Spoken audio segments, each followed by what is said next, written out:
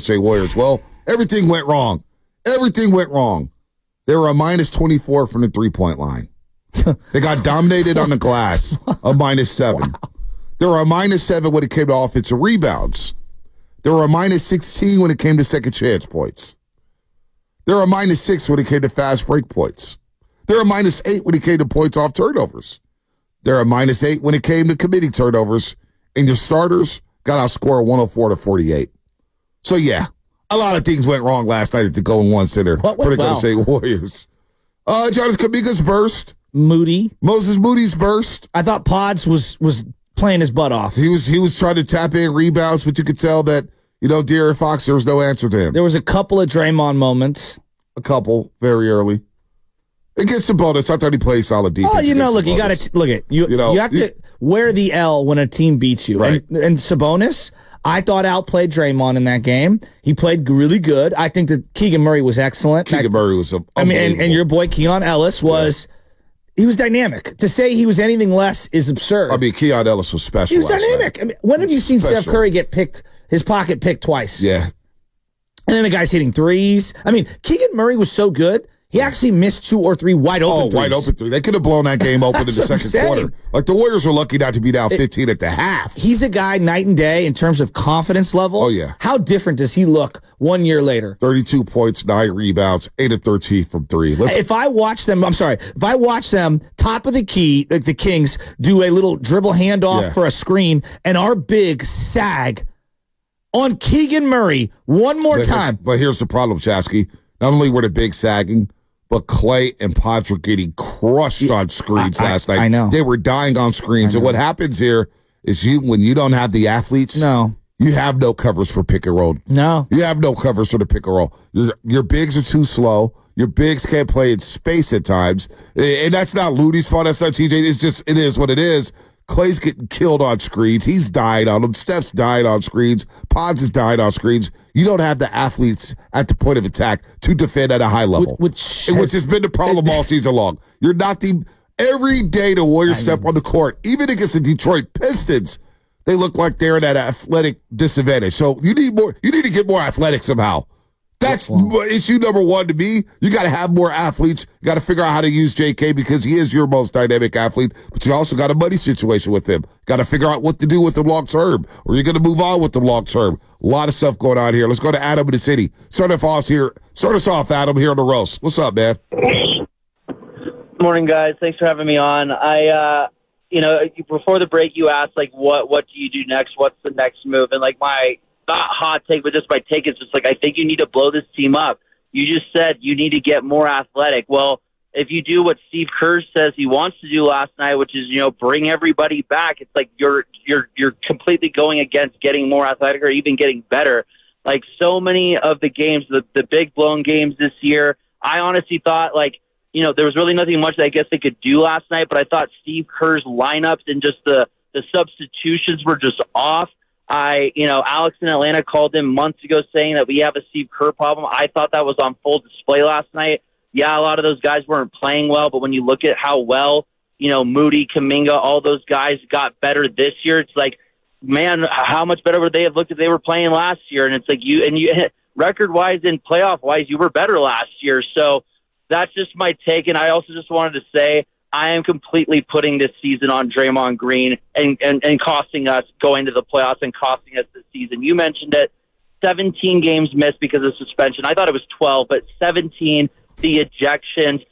So let's say that's 21 games, right? 21 games when you guys were barely in the 10th seed, a couple games back at the 6th. I'm putting this season completely on Draymond Green. Well, and then we'll never know the collateral damage of everything last year and how that affected some of the guys in that team. Well, we know how it affected Jordan Poole. And, you want to laugh at Jordan Poole, go look at his last 10 games going into the offseason. He's feeling good about where he left off so he can build off of that. But, Draymond Green missing those games. Draymond Green, again, he told me before the season, when we shot that commercial together, I asked him in that tent, what do you mean by the most important season? What do you mean by that? And he pointed out his ring finger. He said, it's about getting that 5th ring. And the season started off where they go 5-1 right off the rip. We're thinking, oh, wow, maybe the vibes are back. Yeah. And then ejections started happening. the Cleveland Cavaliers game. And then the Minnesota game happened where he woke up Anthony Edwards. And then the choke heard around the world against Rudy Gobert, which got him popped for 5 games. And then later on, Nurkic. So when you miss 17 games due to suspensions, you miss another game due to ramping up, and you get kicked out of 4 others, how can you not wonder what could have been if he's healthy? Because on the court, Draymond Green showed how important he was to this team. Defensively, offensively, played well, played very well. Shot a career high from 3. Was aggressive offensively at times. I wish he was more aggressive. But when you miss 21 games and you're one of the key cogs on this team, that's too much for a team like this that is really thin around the margins. Like, think about when you have an older team and a bunch of youngsters who are not yet in their prime, Shasky, everything has to go perfectly. Everything. Every pass has to be crisp. If a pass is a tick off, it's going to get stolen. That's just is what it is when you lose explosiveness. When you have youngsters who have not been in their prime yet, haven't been experiencing anything, things have to go perfectly. Think of how many games we sat here and said, boy, it'd be fun to have the whole roster together. But the reality is GP2 can't stay healthy. CP3 is an older player. He missed time. We got lucky that Steph and Clay played over 70 games, and it still wasn't good enough. It still got you to 10 seed. Yeah, that's the cold dose of reality. 10. And then I guess that brings me to the coach, because I see a lot of people mad at the coach.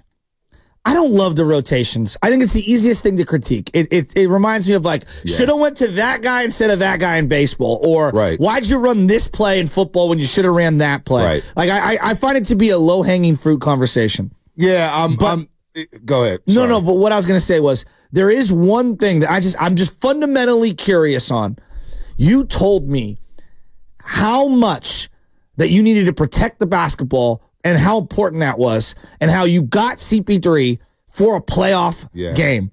And yesterday was a quote-unquote... Now, look, the reality is they're far away. Like, you lost in the 9-10 play. You didn't lose in a 7-game series in the second round. You lost in the 9-10. So we're clearly far away from where we want to be. Like, we're on the moon when we should be at Jupiter. You know what I'm saying? Like, we're light years away.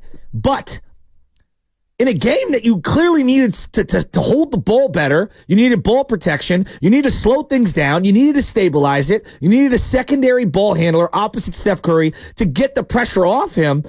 I was just perplexed as to why you didn't go to CP3 more and earlier.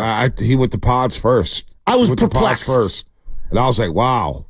Chris Paul, I thought Chris Paul would be there to help settle Jonathan Kuminga down, because Kuminga, the start of the game, was just erratic. He was moving way too fast. He was in turbo mode. It's like, dude, you got to slow down. You're running around with your head cut off. Well, he finally settled down. Into the lane twice and lost the ball. He finally settled down in the second quarter and kept you in the basketball game.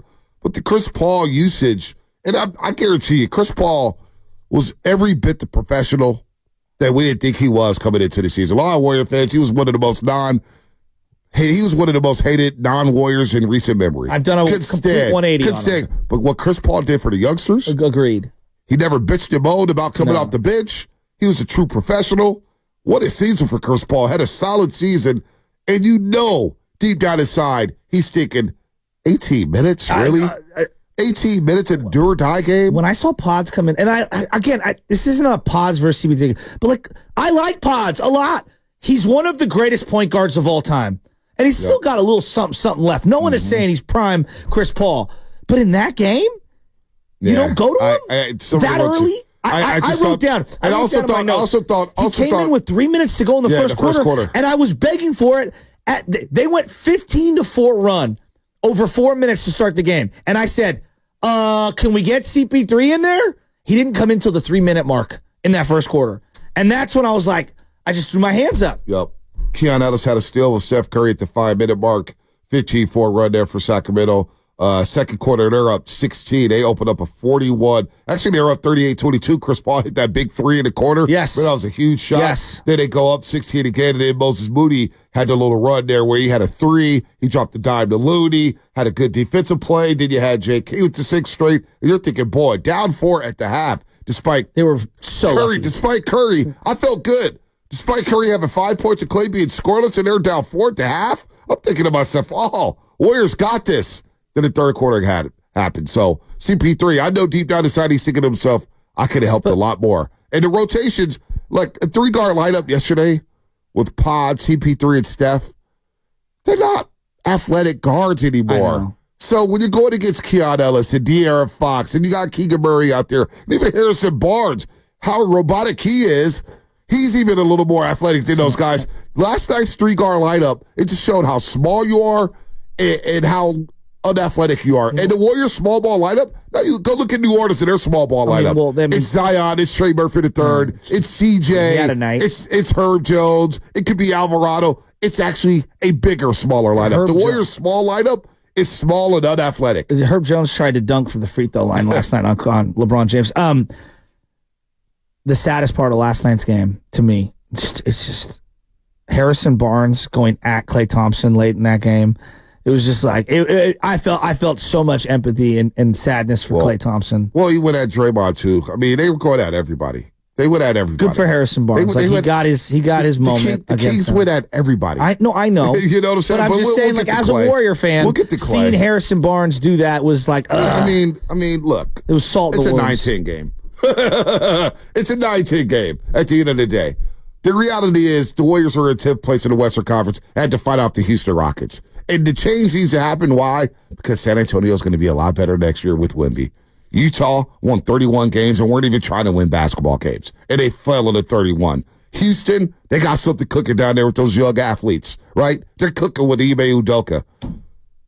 Portland, they're going to try to make moves. And even hell, Portland gave you a game in the last week of the season. You didn't have Draymond and Klay. Damn, that was a toss-up.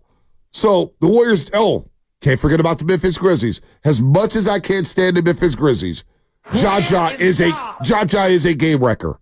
He changes everything for them. Desmond Bane becomes better. Triple J becomes better. The Memphis Grizzlies will be back, and they'll be making noise. So what do you got to do if you're to go to St. Warriors? Well, this is what you got to do. You got to go to Steph Curry, and you got to have the best owner in the game, who's put his money where his mouth is at every single turn. They're going to have to reimagine this thing. Yeah. I mean, that's where you're at. And I think Warrior fans have now come to I don't think they were ready last year, but I do think they are now. Because you went on a run into the second round, like that fool's gold of going into the second round. Yeah. Well, maybe you beat the Lakers. I know I'm going in my Steiny mode here, but I do think a lot of fans are like, they're close. They'll be better this year. Yeah, it's Jordan Poole's fault. Yeah, it was Jordan Poole's fault. But that was never real. No, that was never real. The culture. I don't even want to get into that. Well, get into it. Why would you think you don't want to get into it? I want to talk to some calls, man. Will in L.A., what's happening? You're on the roast. Hey, what's up, guys? What's up, Will? As you were saying earlier, Bonte, this had to end this way. In some ways, I'm just relieved. Not that we aren't in the playoffs, because it sucks. It always sucks not seeing Steph in the playoffs. But they had to flame out in this way for the changes to be made. This team has been masking the symptom of the disease that has been plaguing this team since 2020. But we won in 2022 despite the two timeline plan because of Steph's greatness and having the right vets around him who could contribute at the time. At that presser, we saw Steph last night at the presser in real time struggling to come to grips with the fact that he has only known winning with his guys there. Yeah. He's only known it, but he also at the same time in that was saying that he wants to win, whatever that means, he wants to win. That's what he said. So I've always been of this belief, and I've been killed for it a lot by other friends who are fans. When you have a generational player, I always believe that the championship window begins and ends with Steph Curry. And all the moves beginning in 2020 should have been with that in mind. Obviously, we know that wasn't the case. Lacob wanted to have, in my opinion, his cake and eat it too, and ended up with aging vets trying to push past their prime and young guys with a ton of potential, but not where they need to be in order. So, but can I pause you? Can I pause you? Because I hear this all the time.